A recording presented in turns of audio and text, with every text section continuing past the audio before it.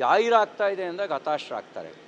ಸಿದ್ದರಾಮಯ್ಯನವರ ರಾಜಕೀಯ ಜೀವನದಲ್ಲೂ ಕೂಡ ಅವರ ಇದುವರೆಗಿನ ತಪ್ಪುಗಳು ಜನರಿಗೆ ದಾಖಲೆ ಸಮೇತ ಸಿಕ್ಕಿರಲಿಲ್ಲ.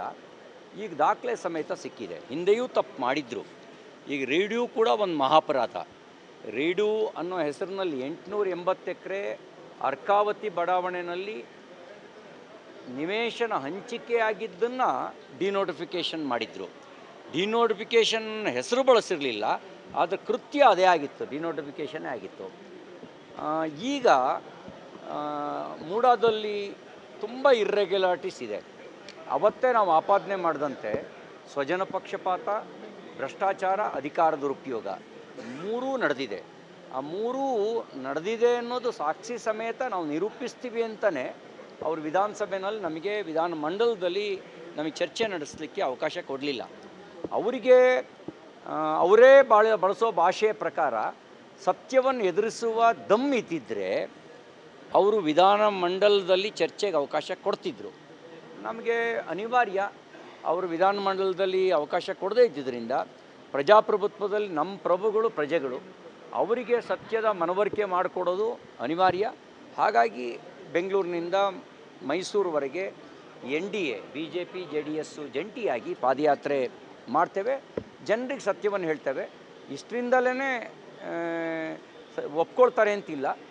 ಸಂವಿಧಾನಾತ್ಮಕವಾಗಿರ್ತಕ್ಕಂಥ ಎಲ್ಲ ಆಯಾಮಗಳಲ್ಲೂ ಕೂಡ ನಾವು ಮೂಡಾ ಮತ್ತು ಮಹರ್ಷಿ ವಾಲ್ಮೀಕಿ ಅಭಿವೃದ್ಧಿ ನಿಗಮದಲ್ಲಿ ನಡೆದಿರ್ತಕ್ಕಂಥ ಹಗರಣವನ್ನು, ಹಾಗೆ ಇವರ ಸರ್ಕಾರದಲ್ಲಿ ಬೇರೆ ಬೇರೆ ಹಗರಣಗಳು ಏನು ನಡೆದಿದ್ದಾವೆ ಅದೆಲ್ಲವನ್ನು ಕೂಡ ಬಯಲಿಗೆಳೆಯ ಕೆಲಸ ನಾವು ಮಾಡ್ತೀವಿ. ಪಾದಯಾತ್ರೆಗೆ ಬರದಂಥ ಯತ್ನಾಳ್ ಅವರು ರಮೇಶ್ ಜಾರಕಿಹೊಳಿ ಅವರು ಕೂಡ ಮಾಡ್ತಾರೆ.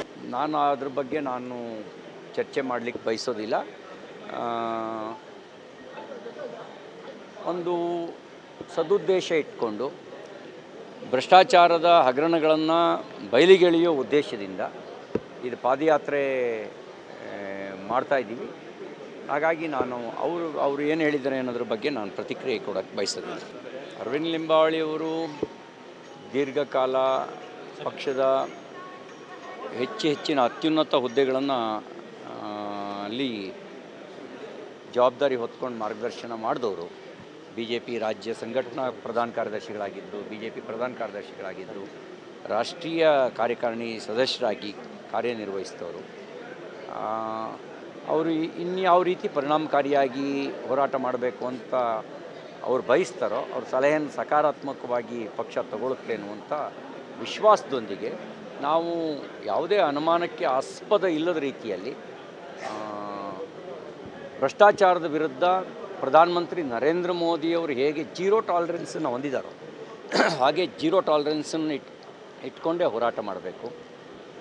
ನಾವು ಭ್ರಷ್ಟಾಚಾರದ ವಿರುದ್ಧ ಶೂನ್ಯ ಸಹನೆ ಹೊಂದದೇ ಇದ್ದರೆ ರಾಜ್ಯಕ್ಕೆ ಮತ್ತು ಪಕ್ಷಕ್ಕೆ ಭವಿಷ್ಯ ಇಲ್ಲ.